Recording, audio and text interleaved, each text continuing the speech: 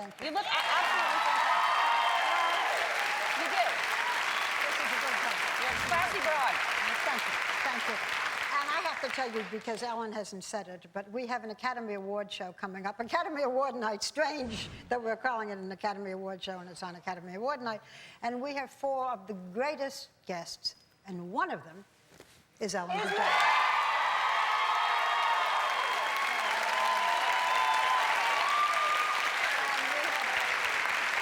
You want to say who else is on? Oh, yeah, but I want to say something about you first. Okay. Okay. She cries. I didn't think, I joked with her. I said, I'm going to sit down, I'm going to cry from beginning to end. When you say, how are you, I'm going to go, okay. And then, you have, I don't know, well, we'll talk. Well, yeah. you'll see. It's funny and touching and it's wonderful. funny, hopefully, and then there's a crying part. But, Well, yeah. you know how to do it. You how to push that button. Well, we'll let them see it. All right. Okay, okay. Ellen is on because, of course, she's hosting the Academy Awards. And then we have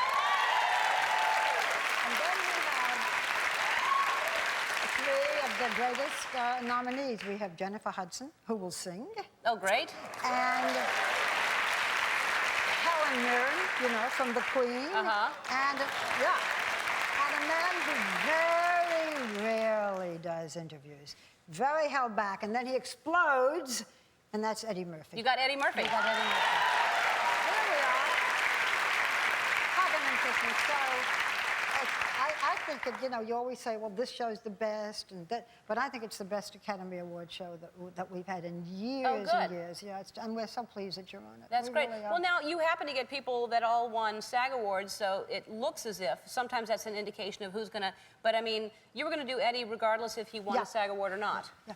Well, you know, in the beginning, when we started to do the Academy Award shows, which was when Abraham Lincoln was president, but he wasn't on, the Academy would not let us do nominees. For the first 7 years, we had to do people who were not nominated. Wow. And then for a while, we thought, well, we don't want to do the nominees because some of them were not that well known, but we figured by the time they get the award, they are. So this year, I mean, even if they had not won, we sort of had not been nominated. Right. We figured they were going to be, so we took a chance. Yeah. And, you know, wasn't too big a chance, I must say. Well, Helen Mirren, but I mean, I think, you know, it's a tough one between the Best Actor category, you know, Yeah, I think. And Best Supporting Actor. For Eddie Murphy. Yeah. But I think it's going to be a good night. But your show is on, it's on in different parts of the country. We precede the Academy Awards in the East, and we come right after the Academy Awards in the West. Okay. So, you know, if they end before 3 in the morning, you can still see us. Okay. I'll try to keep it short then. Yeah. I'll cut people off. Would you do that? Just say, listen, I got to go because I want people to see me. Thank you and good night. Right? How are you going to get rid of them when they go on too long? I don't know. Dance? We're not playing them off this year. So, you know, we're letting people talk as long as they want. But we're encouraging people to just speak from their hearts and not read a list of names that we don't care about. So hopefully they'll do that, but we're not going to play them off because we don't think That's new. It is new. Yeah. Yeah, but I'm thinking of Showtime at the Apollo, have someone tap dance them off. They're actually come out. Yeah, right. Speaking of dancing, you're a dancer. You didn't do it just now as much as, but I didn't do it well just now. No, you did it well. I was sort of offbeat. No, you just had practiced backstage a I was faster good beat. backstage. Yeah, you were fantastic. Oh, well, you win some, you lose some. What can I do? Now, but you've danced a lot. Oh, I've danced with the best. Who have you danced with? Let's see, I've danced with George Burns, I've danced with Patrick Swayze, I've danced with Al Pacino, I've danced with Bing Crosby. Me. Oh, well, I've danced with you. Do we have a clip? Is that right? Yeah. Oh, let's show a clip. 1, 2, 3, stop. Watch out, you stop. Watch out. 4, 2, 3, 4, 2, 3, turn, 2, 3. All right, good, good. Here comes the dip. That's very cool. All right, we have to take a break. We'll be right back. We're going to talk about Rosie and The View. I believe you. You know. Back with Barbara Walters. I believe you. you. She did.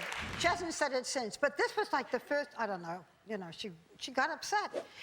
This was about the first or second week that Rosie was on the show. And one of the New York papers said that I was obviously under stress and I had lost it. Not at all. Don't you, those of you who have dogs, hasn't your dog ever said I love you? It said I love Barbara, but not me. No, I actually do believe we have viewers sending in tape of someone yesterday had a dog saying Ellen, and not really, but she thought it was. But no, but you know, I do believe that dogs can make sounds like that. Well, she did. I was not alone. I had somebody with me who heard it, but No. I don't want to discuss it again because people think I'm Well, nuts. I think that. And I'm a very serious person. Yeah. So speaking of Rosie and The View, I happen to love it. I think that Rosie's fantastic on the show. I think she's smart. I think she adds a tremendous amount. She's great.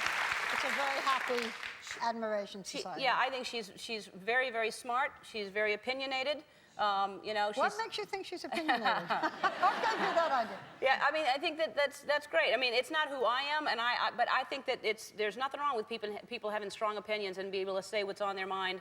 And God bless her. She does. And she does. And her opinions are not necessarily my opinions or your opinions, but she feels very strongly about things. She feels things very deeply. And I think she's just been fantastic on the show. She has. I mean, we've had a few interesting moments. Yeah. But I mean, she's my Rosie, and I'm so happy that she's doing the show. You never know what's going to happen. It keeps us all, you know, up and going, and she's just terrific. And do you really, honestly, I mean, like when she says something, do you sometimes just go, oh God, oh God, oh God, oh God? Every once in a while I go. Yeah. But you know, they are her opinions. I don't have to agree with all of them. I don't agree with all of them, but it's good to have somebody who feels that passionately about things and who isn't afraid of saying it. Yeah. And if there are consequences, she'll take the consequences. Yeah. She's also very funny and very dear. Yeah. And you know, I asked Rosie to be on the show. She'd been off the air. She left her program voluntarily. She was, you know, such a success. And she walked away because she wanted to be home with those 4 children that she and Kelly have. And I just took a gamble and said, would you think of coming back? And when she said yes, I said, you would? Yeah. You know? So it's been a very good year for us. I think it was a smart idea, and I think a lot of people are watching. Obviously, the ratings are up, and I like everybody. I like the dynamic between all the women on the show. And Joy and Elizabeth. Joy and Elizabeth are great. I love Elizabeth's a Republican. Joy's a Democrat, and they butt heads all the time. And we fight the war every day. It's great. I think, you know, that's what it's about. We're not all supposed to be the same. Everybody's supposed to be different. Everybody should respect one another and have strong opinions. And it's fun to see them fight it out sometimes because. Well, you have to come on one day and fight with us. Well, that's what I'm getting to. I can't get on, but what I want to do is, you know, sometimes on red carpet, when I can't make it, I send Cardboard Ellen, and she's on the red carpet. I can't be on The View, but what I'd like to do is once in a while moderate, and hold on. You're looking good. Thank you. All right, so here's one thing. When you're ready, you can push this button, and I'll say. What do you want me to do? Elizabeth, seriously, you can't possibly think that. Joy, you're absolutely right. Rosie, let's move on to another subject. Barbara, speak. That's one. And then here's another one, so you can This push is them. what you would do if you were there. Yeah, well, I will be there. You'll bring this. And here's another one. Okay. Okay, ladies, let Barbara talk. Okay, Rosie, no. Rosie, no. You have one that says, no matter what, Barbara always knows what she's talking Yeah, I'll about. add another one for just to tell everybody to be quiet and let Barbara's Perfect. right. So you can catch Barbara weekdays on The View. And now, if you're putting in this in TiVo, because I always look for things, but it's the 26th annual Barbara Walters Oscar special. You have to start with 26th, I think, to put it in. So 26th annual Barbara Walters special airs on ABC February 25th. Thank you. I'm so glad I never won a car because I don't know how to drive. You don't know how to drive? No. That's amazing. There are so many things that I can't do. Uh-huh. Well, as people will learn. Yeah, I wish I had all the levers that you described. That was only, what I've talked about was like 5 pages out of 600, but thank you because it's given me a whole new reputation. People thought I was so, you know, proper and stern and No, you know, had boring. many And now, marriage proposals. You had a lot of well, gentlemen because you callers. didn't live with anyone when I was going through my So you had to get relationship. married to be able to even do that. Yeah, yes. Yes. I don't know, for some reason I do see you with lots of, I see I hope lots so. of wild torrid affairs all throughout your... Yeah, sure. I had so much time for them. Yeah. In between the station breaks, you know. First of all, I should say, and we just found this out today, that the book is a #1 bestseller on the USA Today, right? Yes. Yeah. But you know, it's only been out a week because it was embargoed until last week. And I think that one of the reasons it is, and now I'll be a little serious, is that there's so much in it. Not, you know, we tease a little bit, but I'll talk too about the so-called relationship. But I think that it is something that people can relate to. You know, a lot of us have not had perfect lives, and people have a feeling, I think, well, you know, you had your difficulties, you and I have talked about them, I've had mine. Right. And when young people came up to me and said, oh, you have such a great life, I want that life, I said, yeah, but you got to have the whole package. And that's what this is. Right, yeah, the book says that's exactly what you explained. And it's true, I mean, you really have had so many trials, I would say, right? But and good challenges. things too, but yeah. Well, many, many good things, Yeah. yes. We know about the good things. That's Is that true. why you wrote it? You wanted to kind of reveal that this has been what a roller coaster it's been? Well, I think I'm in a very good place in my life. If I were ever going to do a book, if I were ever going to stop auditioning, it would be now. Right. And I thought if I'm going to do a book, then I have to tell the truth. And whether it's about my family and my sister who was disabled and my father who had a roller coaster life and lost everything, my career where I was a big failure, people don't remember, I remember. And I thought, I'm going to tell the whole story. Or why do a book? You know, I mean, I don't need to do it, and I could, you know. And I want to mention, too, it's very funny. There's a lot of what we're talking about, serious subjects and sad things and devastating things, but it's funny. It's written with a very funny tone. So I think people need to know that as well. And it's sort of history, because it's not just me, it's what was going on, you know, while these things were happening to me, this is what was happening in the rest of the world. Now, and I know people have talked about it, you had the affair with the senator, and did that change how you thought of other, like when you were interviewing other people that you knew had affairs with married men, like Monica Lewinsky or something, do you still have the same opinion, or have you changed about women that you know are having affairs? Well, I think maybe because of my sister, and what I went through with my sister. She taught me great compassion because she was considered mentally retarded and people made fun of her and made fun of me. So I think perhaps I grew up with a lot of guilt, but also with compassion. I wrote about the senator who was African American. It was 31 years ago. It's ancient history. Right. I mean, it sounds as if it just happened last week. And he's been married for more than 25 years. I don't know the present wife. And he knew. I wrote to him and said, this is going to be in the book. Right. And I wrote about it, Ellen, first of all, because it was an important part of my life at that time.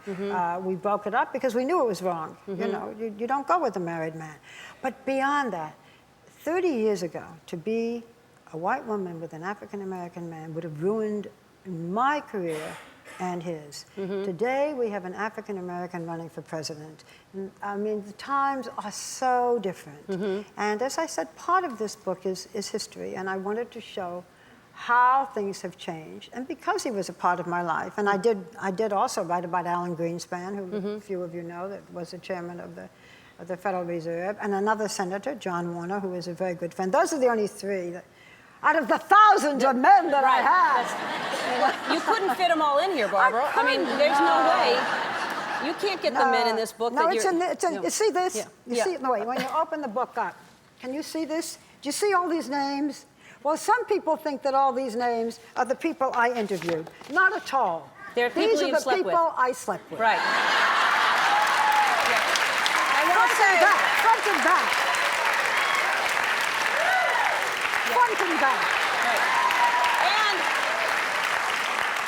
I'm glad you said that. So Your I don't name is here and my somewhere. name is right there, Yes, Barbara. yes. Now it comes out. It was going to be in my book, but all right. All right. We have to take a break. When we come back, we're going to talk about your daughter and more about the book. We'll be right back after this. We're back with the incredible Barbara Walters, and you talk a lot about your daughter, Jackie, in the book. I dedicate the book to my sister, Jackie, who has passed away, and to my amazing daughter, Jackie. That's the hardest chapter for me to have written about, and I think it may be the most important chapter because there are so many people today having trouble with their children, especially when they're teenagers. And my daughter runs a therapeutic wilderness program called New Horizons, always keep giving the name, right, in Maine. And for adolescent girls in crisis. And she and I went through a terrible time. And she felt, and I did too, that we had to put this in to help other parents and to tell our own story. My daughter is adopted, and she's very funny. And at one point, I think she's very funny. And at one point, she'd never mentioned wanting to find her biological mother, which seems to be a great trend. So I said to her finally, if you want, there she is, isn't she pretty? If you want, I'll help you find her. And, you know, we can find somebody who'll help her. And she looked at me and she said, I've had so much trouble with you. Why would I want another one? Very funny. And then she said, one more Christmas card to write. That's really fun. Has she ever met her or no? No, she never wanted to. No? But I named my daughter Jackie after my sister Jackie because I was going to call this book, as you know, because when you finished reading about Fidel Castro, you read it. I was going to call it Sister because my sister was 3.5 years older than I. But because in those days, I'm going back a long time, she was called mentally retarded. I don't know, Ellen. Today they might have thought she was autistic, and there were wonderful work that you can do, and there were workshops and so forth. And she had a terrible stutter, and people made fun of her. And I loved her, and I resented her. She was different, and she made me feel different. And this is where I think, if I have some compassion, it came from that. And when my baby was born, I wanted my sister to feel that she too had a baby, and that's why they're both named Jackie. I love that story. In the beginning of the book, you talk about that and how I think you mention a book that is out there to help people now deal with, because it is hard having a sibling who has a disability. And so many of us do. Yeah. And between that and my father, who was a big name in show business, he owned the greatest nightclubs in America. He would have loved it if you would have performed there. I mean, Milton Berle performed there, and Frank Sinatra. There are still people, the old-time comedians, who know me as Lou Walter's daughter. It was Lou Walter's Latin Quarter. And he made and lost fortunes. So on the one hand, I had this very glamorous life, and I knew all of the acts. You know, I've said I can do their number. 2 glasses of wine, and I'll do everybody for you. Somebody get some wine. You'll be sorry. Yeah. So between that and my sister, it was shall we say, an interesting life. And I almost felt that was as important as the career and the ups and downs in the career. And do you look at it as your life is exactly perfect and you are who you are because of it, or do you think that there's a few things you could, if you could redo, you would? I think if I could have enjoyed it more, I would have. I am now. I mean, I am at the best place in my life. So I was with some friends last night, and one of the men who's the head of a big motion picture studio said, when do you stop auditioning? And I say, you stop auditioning when you can say, I did that already. You know, when you're at that kind of a place. Well, I remember being at your apartment in New York City. And I've interviewed you twice for Spaz, 3 times. Yes, yeah. But your walls, you should see the photographs. I mean, the names are in here, but her walls are floor to ceiling, huge long hallways, rooms of pictures with the most amazing people. And your life has been extraordinary, as you know, and as the book, it's a fascinating book. So if you haven't read it, pick it up. And can I say that I love you, whether you ever read my book or not? You've always been so good to me. I think you're so cute. Oh, thank you. Well, I have read it, and I love you too. Thank you so much. Well, everybody, today is a big day. After 5 decades of television, Barbara Walters has officially retired. I want to congratulate her on an amazing career. She is, what a woman. Barbara paved the way for a lot of women on television, and I want to do something special for her. In sports, they retire your jersey, and today I'm going to retire Barbara Walters' blouse.